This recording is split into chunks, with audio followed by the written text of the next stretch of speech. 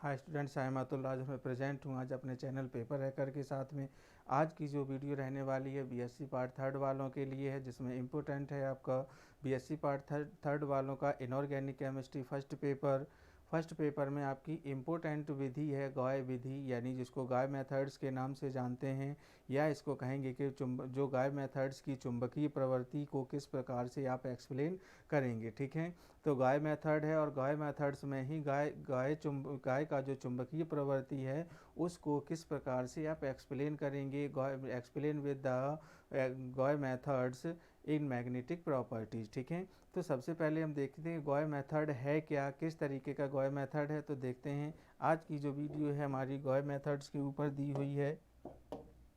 देखिए, गॉय विधि, ठीक है, इसकी चुंबकीय प्रवृत्ति किस प्रकार से आप एक्सप्लेन करेंगे। ठीक है, आपका दिया हुआ है गॉय मेथड। तो एक साइंटिस्ट थे गॉय, जिन्होंने अपनी एक मेथड शो की थी 1888 में। ठीक है, 1889 में गॉय ने एक अपनी मेथड को दिया था, जो थी गॉय के विभिन्न पदार्थों यानी चुंबकीय प्रवृत्ति की मापन की जो सरल तथा महत्वपूर्ण विधि है वो क्या है। देखिए, इसके प्रिंसिपल्स यानी महत्वपूर्ण विधि दी थी साइंटिस्ट गॉय ने 1889 में। वो इम्पोर्टेंट थी किसके लिए, जो चुंबकीय पदार्थों की प्रवृत्ति की मापन और सरल तरीके से महत्वपूर्ण विधि थी। चुंबकीय यानी मैग्नेटिक जो सबस्टेंस होते हैं उनके मेजरमेंट की यानी एक सिंपल विधि दी थी, उसे गॉय ने 1889 में प्रतिपादित किया था। इसके प्रिंसिपल क्या क्या हैं इनको हम देख लेते हैं। देखिए, प्रिंसिपल की अगर हम बात करते हैं तो प्रतिदर्श पर लगाया गया चुंबकीय क्षेत्र, ठीक है, यानी प्रतिदर्श पर लगाया गया चुंबकीय क्षेत्र, जब प्रतिदर्श को चुंबकीय क्षेत्र में रखा जाए या उस पर बल लगा, यानी प्रतिदर्श पर कोई चुंबकीय क्षेत्र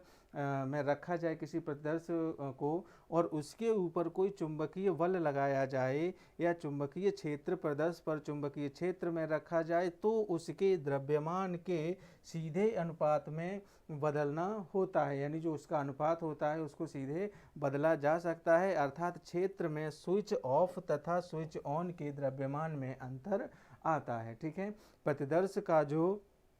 क्षेत्र होगा चुंबकीय क्षेत्र, उसके स्विच ऑन और स्विच ऑफ में अंतर आ जाएगा। फिर एक बार से देख लीजिए प्रिंसिपल, प्रतिदर्श पर लगाया गया चुंबकीय क्षेत्र, जब प्रतिदर्श को यानी जो चुंबकीय क्षेत्र लगाया जाता है किसी प्रतिदर्श पर, चुंबकीय क्षेत्र पर लगाया गया प्रतिदर्श के ऊपर जो चुंबकीय क्षेत्र लगाया जाए या फिर उस प्रतिदर्श को किसी चुंबकीय क्षेत्र में रखा जाए, किसी मैग्नेटिक रिजल्ट में रखा जाए, तो वह द्रव्यमान के अनुपात में क्या करता है, बदलाव लाता है। या तो उसे प्रतिदर्श को किसी चुंबकीय क्षेत्र में रख दीजिए या उस पर चुंबकीय बल लगाया जाए, तो क्या होगा, उसके रेशियो में अंतर जरूर आएगा। ये क्लियर है, रेशियो में बदलाव आ जाता है। अर्थात क्षेत्र में स्विच ऑफ तथा स्विच ऑन में द्रव्यमान में जो अंतर आता है वो इसकी महत्वपूर्ण विधि है। देखिए, अब इसका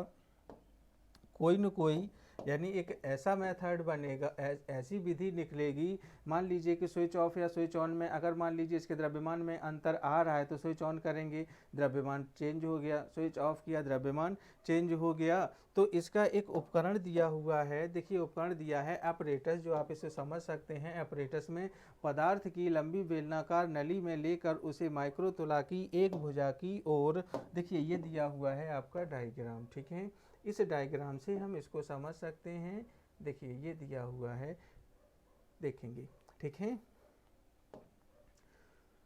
अपरेटस उपकरण पदार्थ की लंबी बेलनाकार नली में लेकर उसे माइक्रोतुला की एक भुजा को इस प्रकार लटकाते हैं कि इसमें नीचे का सिरा प्रबल चुंबकीय क्षेत्र में तथा, अब देखिए ये देखिए इसका जो नीचे का सिरा है ये एक प्रवी यानी ट्यूब जो कंटेनिंग है, ट्यूब कंटेनिंग स्पेसिमेन है, नीचे की ओर आपका लटका रहेगा। यानी यहाँ से हम इसको देख सकते हैं कि जो माइक्रोतुला है उसकी एक भुजा इस प्रकार लटकाते हैं कि नीचे का सिरा प्रबल चुंबकीय क्षेत्र में रहे तथा ऊपर सिरा नगण्य चुंबकीय क्षेत्र में रहता है। तो चुंबक के दो ध्रुव होते हैं जिन्हें रग्ड क्रम से एन तथा एस कहते हैं, और विभिन्न प्रकार के निरीक्षणों हेतु 6000 से 12000 एस्टर्ड के बीच में चुंबकीय क्षेत्र यूज किया जाता है। ठीक है, तो इसको हम एक बार फिर देख लेते हैं इस स्ट्रक्चर को। कि देखिए यहाँ पर पदार्थ की लंबी बेलनाकार नली, ठीक है, ये पदार्थ किसी भी पदार्थ की एक लंबी बेलनाकार नली है, ठीक है, ट्यूब कंटेनिंग स्पेसिमेन है, उसे क्या करते हैं माइक्रोतुला से, ठीक है, ये आपका एक माइक्रोतुला है, ठीक है, इसका जो ये सेंटर्ड है माइक्रोतुला का, ठीक है, इससे हम क्या करते हैं इसका एक सिरा किसी नीचे प्रबल चुंबकीय क्षेत्र में लटका देते हैं। यहाँ पे देखिए इलेक्ट्रोमैग्नेटिक एरिया है, ठीक है, आपका ये इलेक्ट्रोमैग्नेट, ठीक है, इलेक्ट्रोमैग्नेट एरिया है यहाँ पे,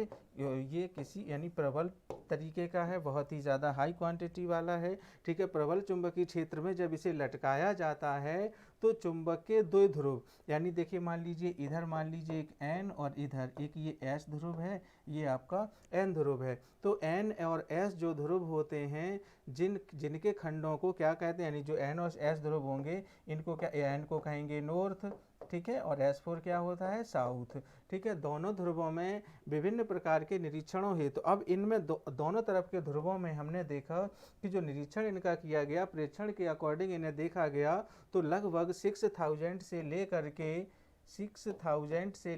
के 12,000 के बीच, यानी इसकी जो मेजरमेंट यूनिट होती है वो ऑरस्टेड होती है, ठीक है, क्या बोलते हैं इसको अरस्टेड्स के नाम से, ठीक है, तो 6000 से 12,000 अरस्टेड्स का जो चुंबकीय क्षेत्र होता है उसे यूज करते हैं अकॉर्डिंग टू 6000 टू 12,000, ठीक है,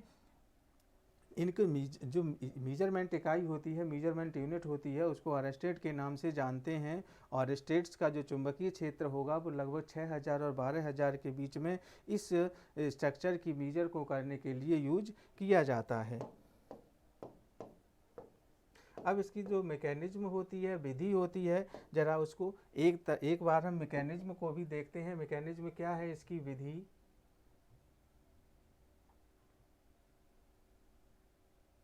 ठीक है, इस विधि में देखते हैं, देखिए कि मैकेनिज्म क्या, इसकी विधि क्या है कि चुंबक ऐसे दो ध्रुवों पर जिनके बीच में एक सिरा तीव्र विद्युत क्षेत्र तथा अदर एंड जो होता है उस पर नगण्य विद्युत क्षेत्र होता है, ठीक है, एक धुरा होगा, एक जो उसका पोल होगा उस पे ध्रुवों पर जिसका सिरा तीव्र विद्युत क्षेत्र वाला होगा और दूसरा नगण्य विद्युत क्षेत्र वाला होगा, तो जो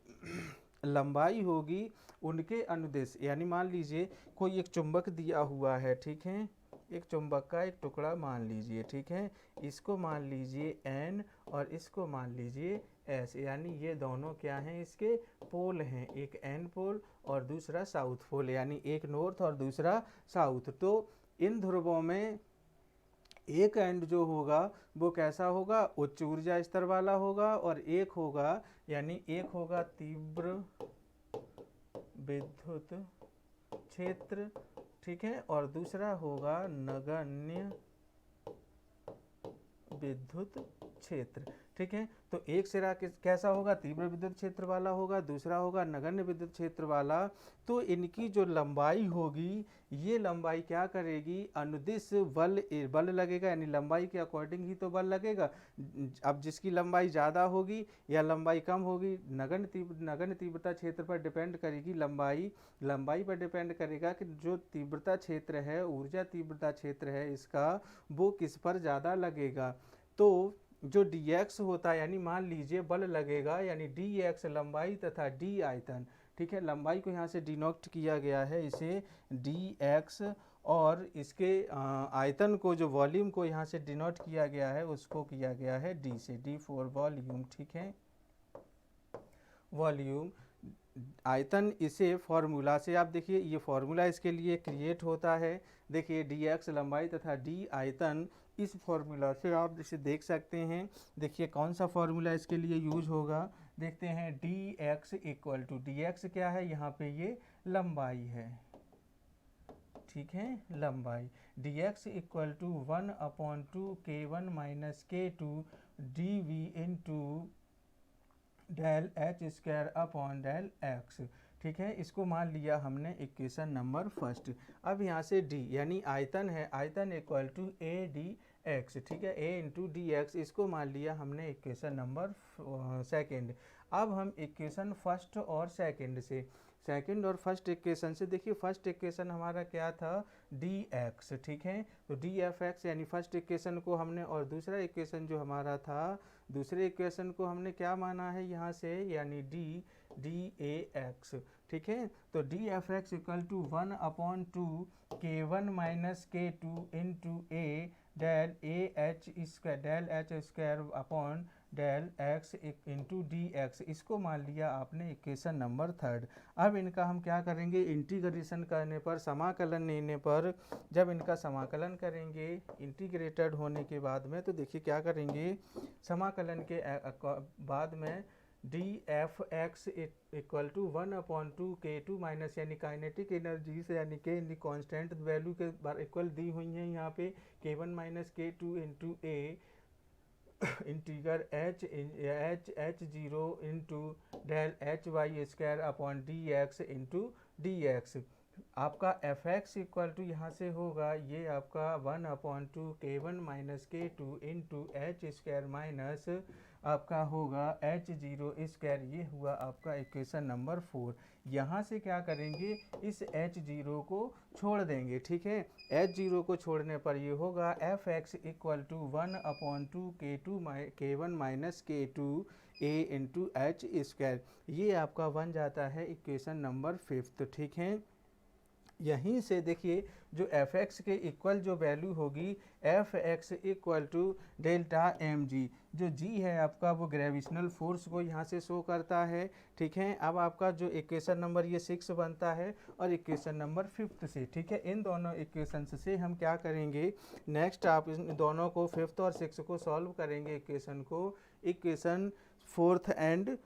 5th एंड 6 से, ठीक है। इन दोनों इक्वेशन को जब सॉल्व करेंगे तो देखिए 5 इक्वेशन और 6 इक्वेशन, दोनों इक्वेशन को ले लेते हैं। Delta M g equal to 1/2 k2 minus k1 into a H square. तो k1 और k2 है ये इक्वल में आपके बराबर के इधर आ जाएंगे, k1 minus k2 into equal to आपका 2 into delta M G upon ये आपका ए एच स्क्वायर, ये आ जाएगा आपका, ये जो डेल्टा एम जी है इसका 2 से मल्टीप्लाई होगा तो 2 डेल्टा एम जी, और ये आपका a1 इधर मल्टीप्लाई में है आपका, यहाँ बराबर के इधर आएगा तो आ जाएगा ये आपका अपॉन में, ठीक है। तो ये इक्वेशन बन जाएगा k2 minus k1 minus k2 equal to 2 delta M G upon A H square, ठीक है।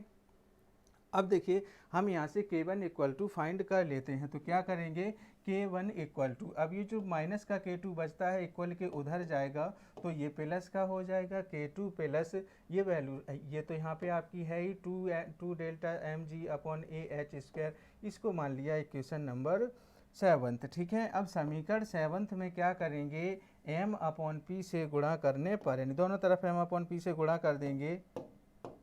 समीकरण 7 में, ठीक है। तो जब इक्वेशन 7 में हम दोनों तरफ m और p से मल्टीप्लाई करेंगे तो हमारे पास इन value X M equal to k1 upon P into M equal to M P upon k2 plus 2 delta M G upon A H square, ठीक है। ये हमारी फाइनल वैल्यू, फाइनल इक्वेशन होगा, ठीक है।